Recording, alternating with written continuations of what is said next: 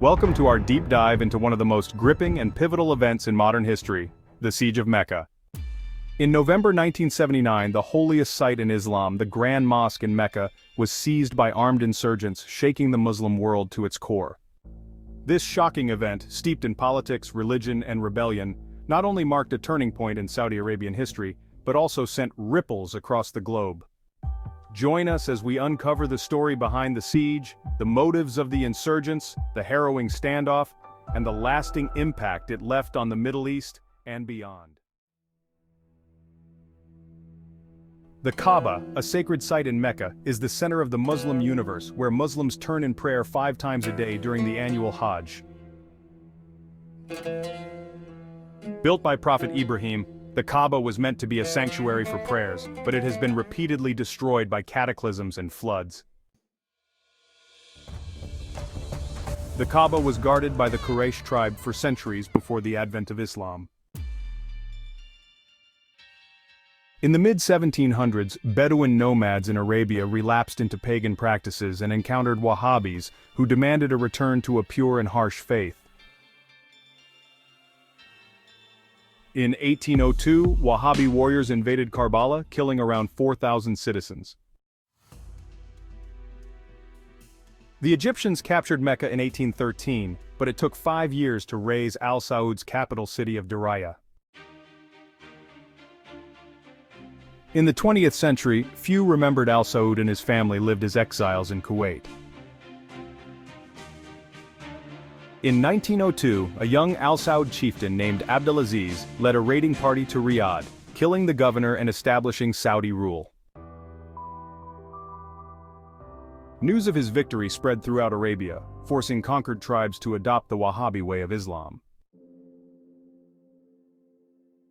The Bedouin of the Najd were encouraged by Al Saud and the Wahhabi clergy to settle in new oasis communities called hijras, known as Ikhwan or brothers.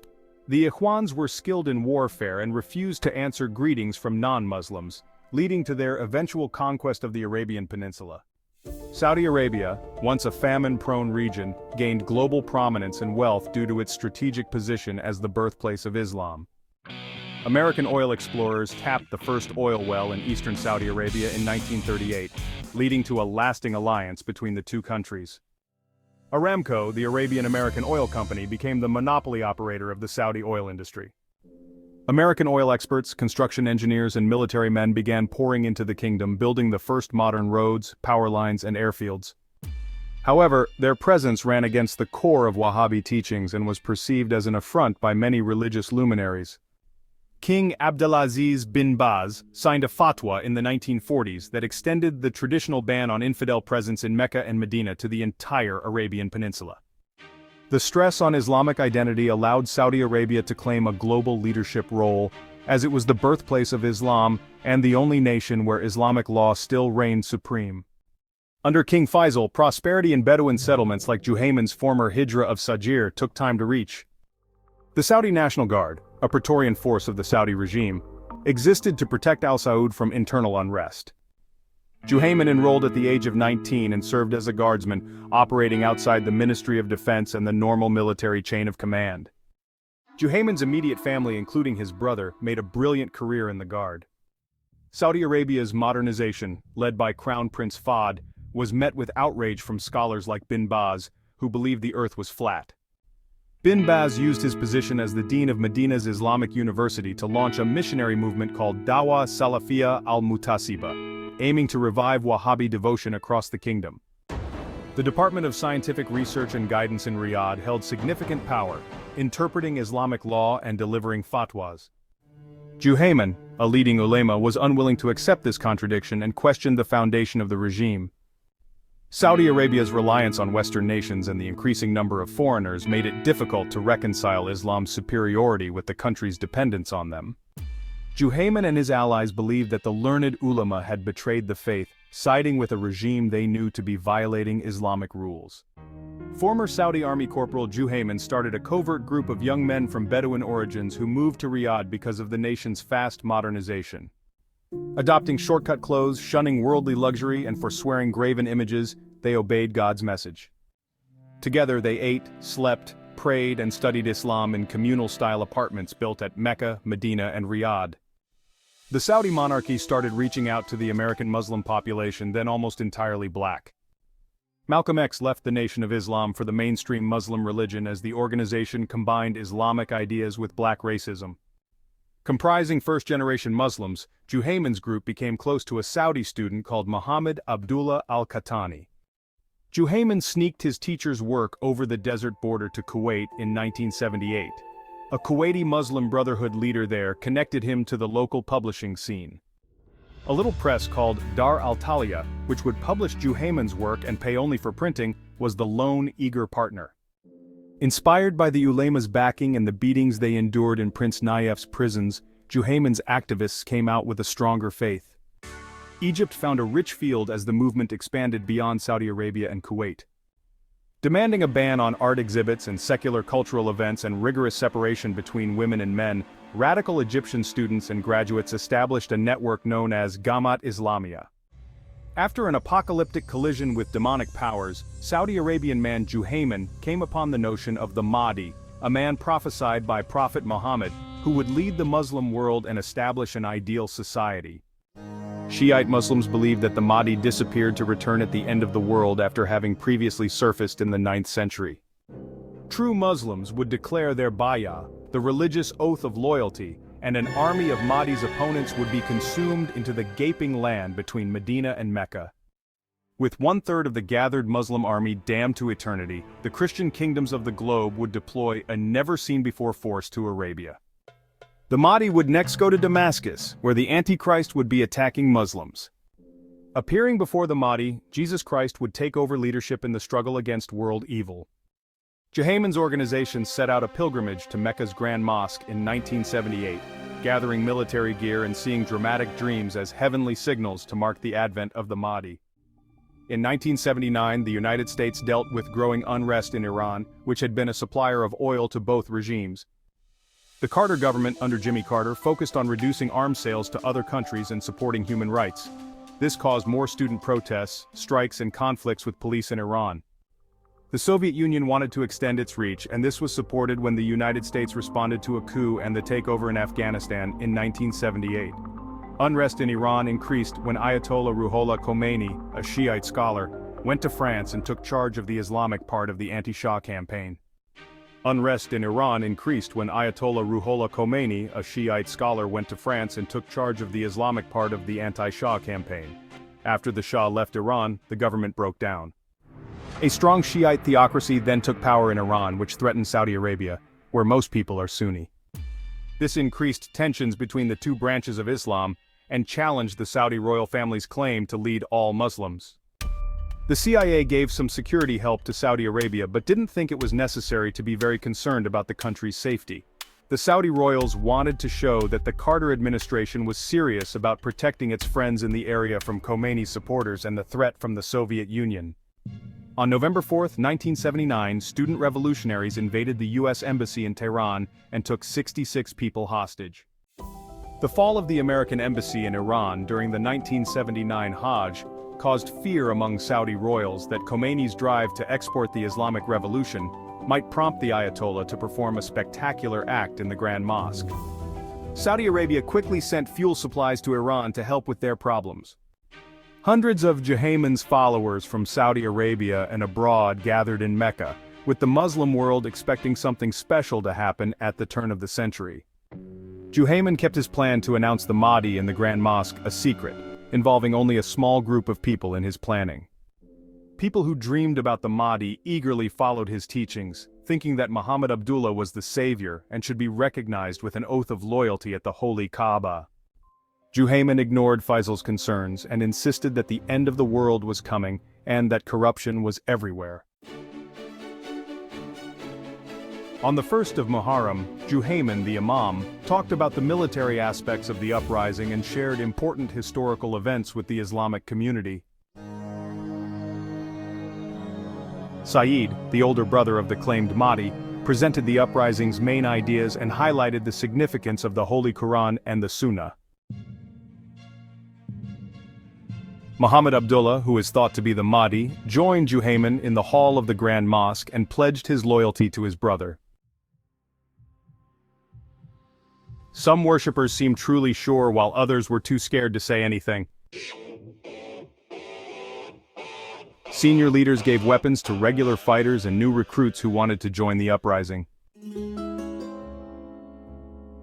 Juhayman's works were shared with the crowd, and some people in the crowd asked if the uprising was influenced by Iran. The chosen Mahdi replied with a firm no, and then walked away. In the early morning at the Grand Mosque, followers in Saudi Arabia were getting ready for the Mahdi's attack. Juhayman's armed followers started taking Saudi identity cards and ripping them in half, claiming they showed loyalty to Satan. Many visitors hurried to tear up their IDs, leaving the area messy with bits of paper and ripped photos.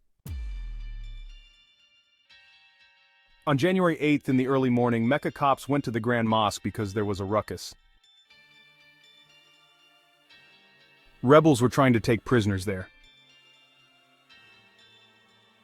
Most of the prisoners were allowed to escape through high windows in the lower-level hall of the mosque, but some were turned back due to their duty to join their fight. In November 1979, King Khalid of Saudi Arabia participated in a peace agreement between Israel and Egypt. This agreement did not include any benefits for Palestinians, which caused Arab countries to go to war with Israel. Saudi Arabia first backed the peace deal but later felt it was dangerous because of Khomeini's strong revolutionary spirit. Riyadh joined an Arab boycott against Egypt and their formal relationship was broken. Crown Prince Fahd helped stop Iranian efforts to push the Arab nations into punishing America and the West by bringing back an oil blockade. In Riyadh, Sheikh Nasser ibn Rashid, the top preacher responsible for the holy sites in Mecca and Medina, updated King Khalid about the situation. He closed off the Grand Mosque and locked its walls. The responsibility of returning it to Al Saud control was given to Fahd's brothers, Prince Nayef and Prince Sultan. Saudi police and security forces were stationed on roofs and in the streets of Mecca, but there were no additional troops. Brigadier General Faleh al-Daheri, the leader of the King Abdulaziz Armored Brigade in the Saudi Army, went to the Grand Mosque in Mecca to pray for the day's events. He came across an unexpected stop and was told that the gates were closed by unknown attackers who seemed to have managed to shoot some police officers. Daheri recommended taking a quick walk to the fancy Shubra Hotel, which is located south of the site, where the senior princes had gathered. Daheri approached Prince Sultan and Prince Nayef, offering to help plan a swift and effective attack on the holy property. The top princes concluded that the National Guard could not be relied upon to protect the government, particularly since its leader, Prince Abdullah, was still overseas. News of the Mahdi's arrival reached beyond Saudi Arabia, making the Saudi royals feel embarrassed about their country's role as a leader in the Islamic world. They wanted to safeguard the Holy Kaaba. To avoid this, they decided to cut off contacts, closing the land borders to non-Saudis and keeping Saudi radio and TV silent. In 1979, the American embassy in Saudi Arabia experienced its biggest security problem in recent history. The royal family banned non-believers from spending the night in Jeddah, the desert heart of the country. In 1984, diplomats were permitted to move to the capital and mostly lived in a separate area designated for embassies.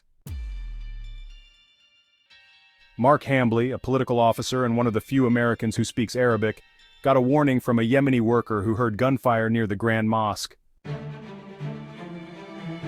Hambley walked down the hallway and entered the office of Lieutenant Colonel Richard Ryer, the U.S. Air Attaché. Dan and his co-workers had to change to Islam to work in the holy area of Mecca. The Saudi National Guard increased security around the mission and American officials began destroying sensitive documents. The National Security Council met to talk about the growing hostage situation with Iran, and Khomeini freed the lucky 13 prisoners. People were upset, which made Carter question his idea of a peaceful settlement. Meanwhile, the Pentagon suggested moving the USS Kitty Hawk to the Persian Gulf to work with another aircraft carrier group led by the USS Midway. The Saudis' anger was broken when the American government broke their information blackout on the Mecca uprising without prior notice. 30 prominent Saudi ulema met in King Khalid's Mazar Palace following the Mecca unrest in Washington. They discussed the rebels' claim that a Mahdi was leading them and the need to protect the holy place. They argued against King Khalid's request for a fatwa and rejected the idea of a real Mahdi. The ulema, who had helped launch the Wahhabi missionary movement, thought the invaders were part of a Wahhabi missionary movement that they had helped launch. They called on the House of Saud to reaffirm the Islamic regime's legitimacy and fulfill its Islamic responsibilities, including stopping social liberalization and using billions of Saudi petrodollars to spread Wahhabi Islam across the globe. The meeting was a pivotal moment in the Saudi ulema's fight to keep their faith in the face of Mecca's disarray. November 21st marked the start of the Saudi government's siege of the Grand Mosque. This followed a 3-day process to obtain a fatwa from 30 ulema. On November 21st, Herbert Haggerty, who leads the political section at the American mission in Pakistan, learned about the takeover of the Grand Mosque and the sending of a Navy task force to the Persian Gulf. This news made Haggerty nervous because it connected Carter's messages with Washington's fears of military action during the hostage situation. At that time, the relationship between the United States and Pakistan was tense. General Mohammad Zia-ul-Haq was enforcing strict Islamic laws and working on developing nuclear weapons. This caused Washington to respond by stopping American aid and weapons sales, and Zia began to seek an Islamic partnership with Iran. On September 11, 2001, about 500 young people circled the American embassy in Islamabad, yelling anti-imperialist chants. The protesters, mostly made up of passionate Islamist students from Quaid-i-Azam University, recognized the link between what was happening in Mecca and the choices made by President Carter. Iranian officials were unhappy with the accusations from the United States and Israel about disrespecting the Grand Mosque. Radio Tehran shared a message from Khomeini's office in Qom, blaming the US and Israel for the terrible events in Mecca. The attack on the American embassy in Islamabad started a few hours before President Carter's speech. American leaders, including Haggerty, tried to get Zia to step in, but they weren't successful. The Pakistani government did not want to protect Westerners, which caused riots throughout the country. These riots destroyed the Christian Convent of Jesus, and Mary burned a U.S. information center, a British library, and offices of American Express. They also attacked the American Cultural Center, the American Consulate, Pan American Airlines offices, and a Bank of America branch in Islamabad.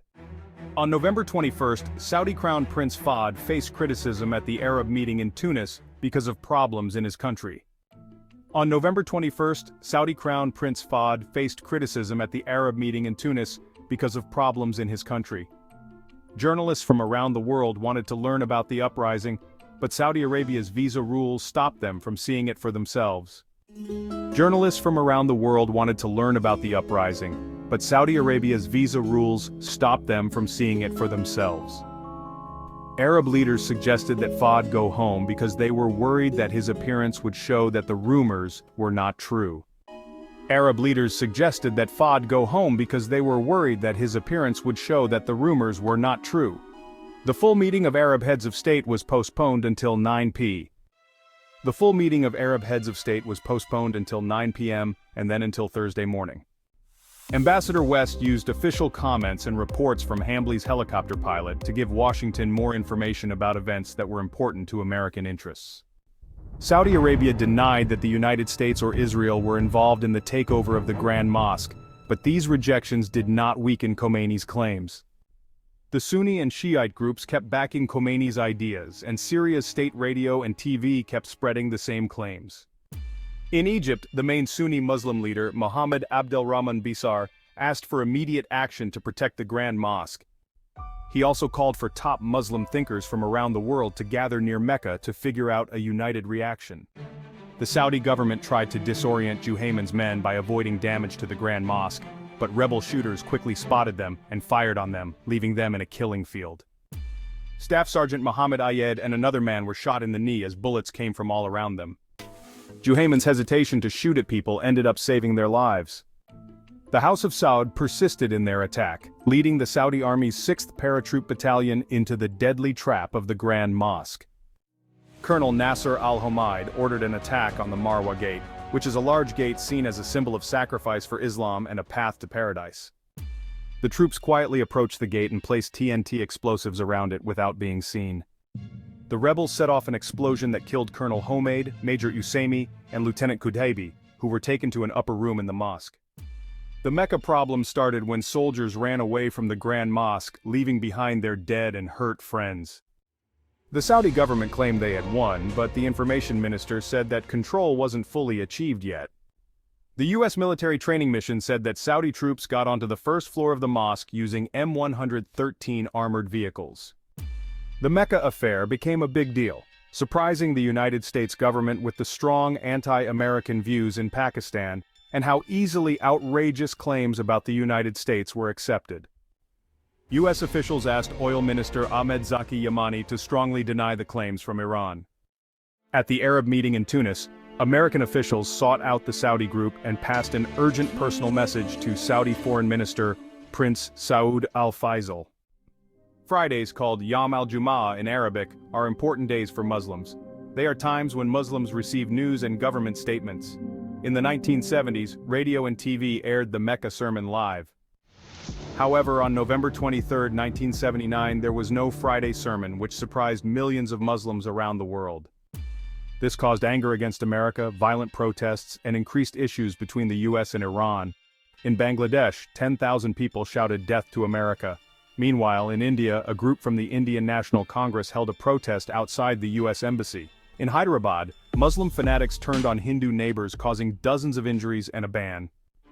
In Turkey, emotions grew as Pope John Paul II was getting ready to meet with Patriarch Demetrios, the leader of the Orthodox Church. Turkish extremists, including Mehmet Ali Aga, escaped and sent a handwritten letter to Milliyet, promising to kill the Pope. Mark Hambley, a political officer who speaks Arabic at the American mission in Jeddah, quietly entered Mecca without being noticed, but the CIA offered only limited details. President Carter asked his team to look into different choices for America. Some suggested stopping Iranian trade, bombing oil ports in Abadan, or taking control of an Iranian island. Vance, affected by the loss of missions in Tehran and Islamabad, moved most American diplomats out of other Muslim countries. A fatwa approving the government's action against Juhayman's occupation of the Grand Mosque was agreed with by 30 eminent Saudi ulama on November 23. The fatwa made it okay to fight within the mosque by waiving the customary prohibition on carrying a weapon inside the sacred area. The Saudi government was free to use the most advanced American and European weapons, which it had acquired with billions of dollars from oil profits, without worrying about religious cover. It was evident from the previous brutal skirmishes that this was open warfare rather than a police operation. The military vehicle with attached loudspeakers transmitted a surrender message to people inside the mosque and underground, and the regular army had to be in authority. Juhayman's snipers were causing intolerable fatalities from the mosque's tower tops, and the new soldiers were entrusted with stopping them. Using Molotov bombs created from glass bottles that had been abandoned by the sacred source of Zamzam, the rebels attempted a novel strategy. As Saudi forces pressed the trigger anytime they saw any movement in the darkness, the uncertainty of combat resulted in foreseeable disasters. The main courtyard was made accessible after the armored onslaught cleared the Marwa Safa gallery in the middle of Saturday. Abu Sultan made his way back to the site in a fresh APC, arriving in the middle of the square close to the Kaaba. Most rebels left the Grand Mosque and went into the basement area of Kabu between Saturday and Sunday. A small group led by Muhammad Abdullah, who is thought to be the Mahdi, protected themselves by throwing hand grenades at government troops.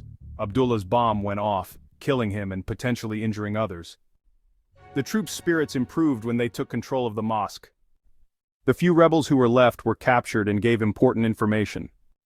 Saudi rulers, including intelligence chief Prince Turki, Foreign Minister Prince Saud al-Faisal, General Daheri, and Selim bin Laden, visited the Grand Mosque for the first time since the attack started. The government used chopper gunships to scan the desert near Mecca, looking for anyone trying to leave the area or bring in additional support. The rebels and their allies were very worried about the strange absence of Muhammad Abdullah, the Mahdi. Juhayman, the leader, encouraged the trapped shooters to continue fighting until the end. Meanwhile, the Saudi government was unsure about what would happen to the man who claimed to be the Mahdi. Saudi troops tried to enter Kabu but found out that the rebels were deadly.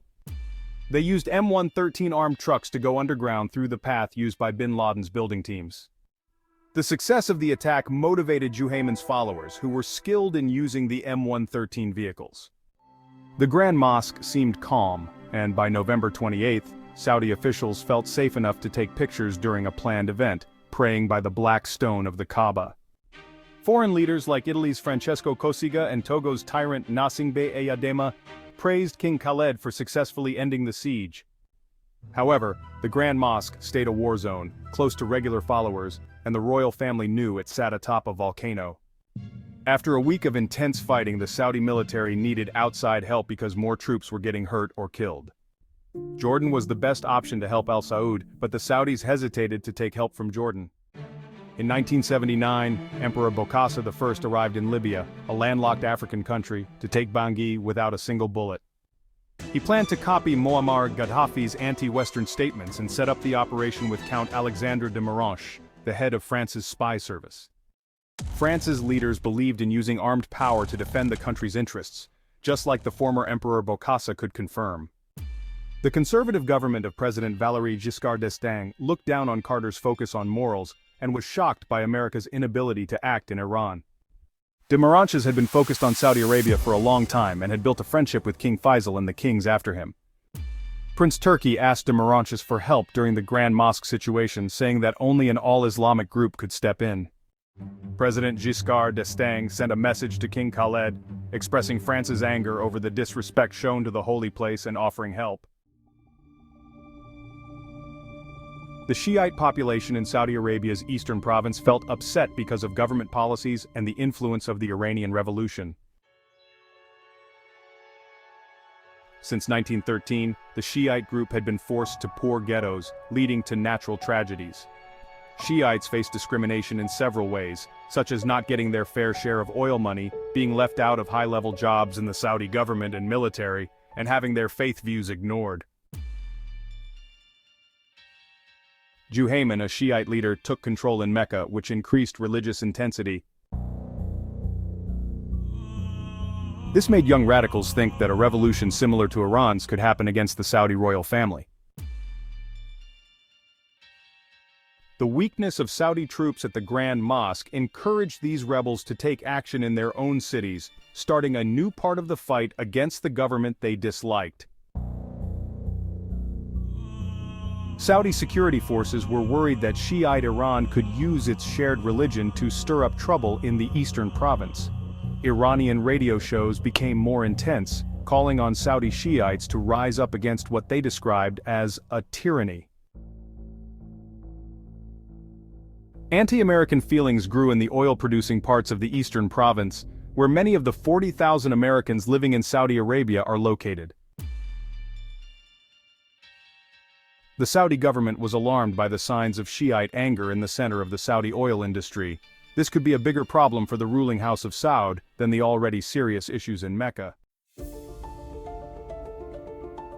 In 1979, President Valéry Giscard d'Estaing held a private meeting at the Élysée Palace in Paris to talk about the situation in Saudi Arabia.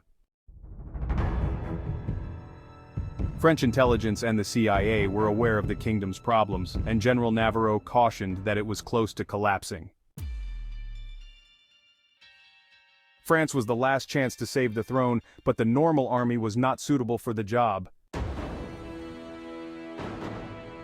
The Groupe d'Intervention de la Gendarmerie Nationale, or GIGN, is a special group that was formed after the Munich Olympics in 1972. It is known for being hidden and well-trained. Captain Christian Proutot, who graduated from the top Saint-Cyr military school, was called to the Gendarmerie Nationale offices to guard the kingdom's oil facilities from possible Iranian attacks. Lieutenant Paul Baril, the deputy leader of the GIGN, organized the event for the Saudis.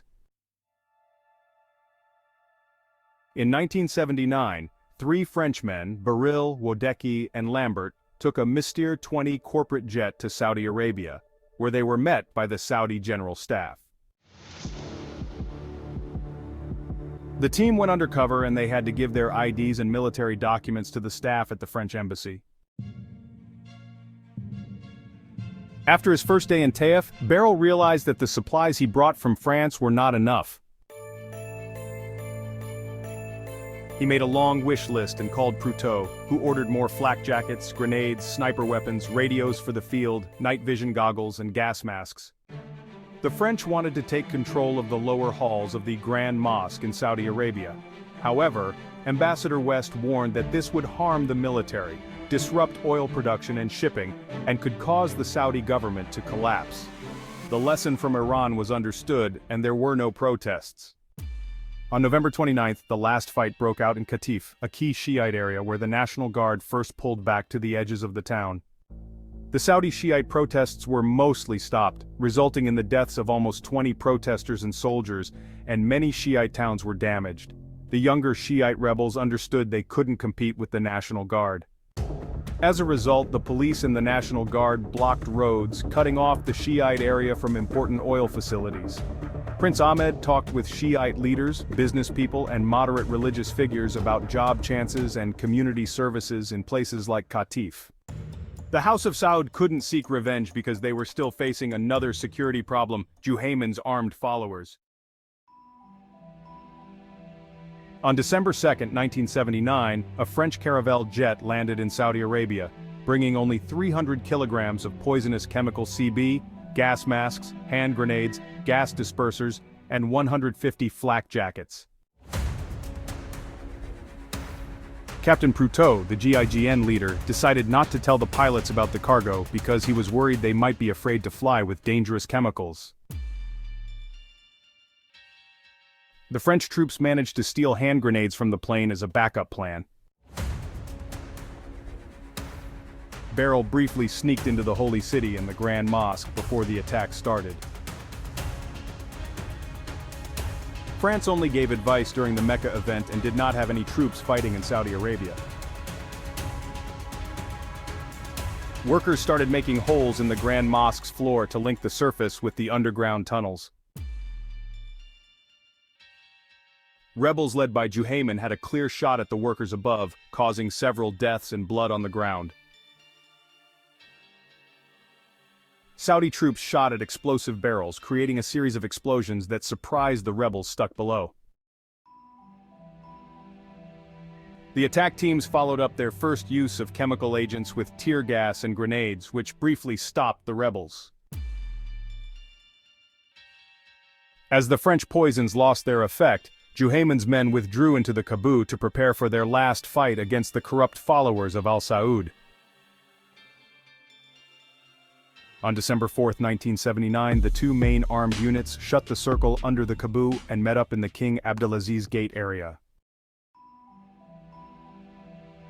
The only remaining question was what happened to the supposed Mahdi, Muhammad Abdullah. Captives identified the body as Muhammad Abdullah, and Saudi officials viewed the dead Mahdi as a significant find. It provided strong evidence that Juhayman's entire mission was built on mistakes and dishonesty. The Saudis did not tell French troops in Taif about the final move into the Grand Mosque, leaving them alone and scared for their safety. They decided not to give up without a fight because they had an important part in a plan to take back Islam's most sacred site. In Paris, Prutot was worried about the quick loss of contact, and he pushed France to think about an immediate rescue plan for the team. After the rebels were driven out of the Grand Mosque, the French guests were allowed to take a journey to the old Taif market. There, women dressed in black sold different goods while trying to keep flies away. Warrant Officer Wadecki bought a Japanese radio instead of Arabian gifts because it was cheaper in tax-free Saudi Arabia than at home. When the French soldiers got back to Riyadh, the French attaché asked them to keep quiet about their mission and gave them gifts from Saudi officials. On December 5th, the French people finally returned home on a commercial flight. In Washington, the Carter administration discussed how to handle the strong anti-American rage that had grown since Juhayman took control of the Grand Mosque. National Security Advisor Brzezinski proposed increasing U.S. military presence in the Gulf, although Saudi Arabia is not expected to publicly accept American troops. He advocated for building a big American military base in Oman with help from Saudi Arabia, along with a public promise to use U.S. military power to defend important countries in the area. At a National Security Council meeting on December 4, Carter agreed with Brzezinski's ideas, and a few days later, U.S. officials traveled to the Gulf to talk about base rights with the Omani king and the hesitant Saudi princes. This situation caused a large number of U.S. troops to be stationed in the Persian Gulf, which encouraged many jihadis to join al-Qaeda in the years that followed. The fight for Mecca mostly preserved the old Kaaba, but some parts of the Grand Mosque were destroyed. It took several months to rebuild those areas. The royal family emphasized their efforts to protect the site and innocent lives, but a first-hand story in Jeddah's Arab News provided a rare exception. The House of Saud showed its inmates on state TV, with Prince Nayef claiming that government forces had a surprisingly low number of injuries, despite the intense fighting and the strong areas held by the rebels. The official report of 270 deaths from the Mecca uprising was met with doubt by Western leaders and independent experts. Independent sources believe that the 2 weeks of fighting at the Grand Mosque resulted in more than 1,000 deaths, and possibly many more. On December 6, 1979, King Khalid went to the Grand Mosque in Mecca, where Prince Nayef and Sheikh Ibn Rashid welcomed him. In 1979, Saudi Arabia experienced a series of protests, including one in Mecca led by the Mahdi family. Investigators for Prince Nayef asked ex-rebels in Saudi jails about their experiences, including instances of torture and being injected with sodium pentothal.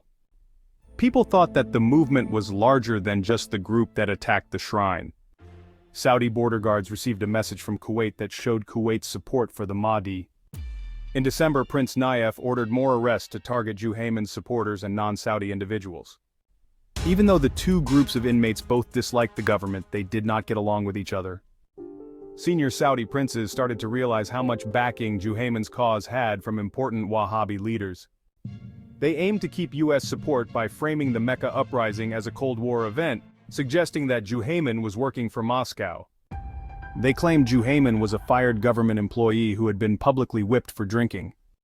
Not everyone in the West accepted this marketing attempt, and the Saudi royals cautioned against breaking their long-standing partnership with Washington.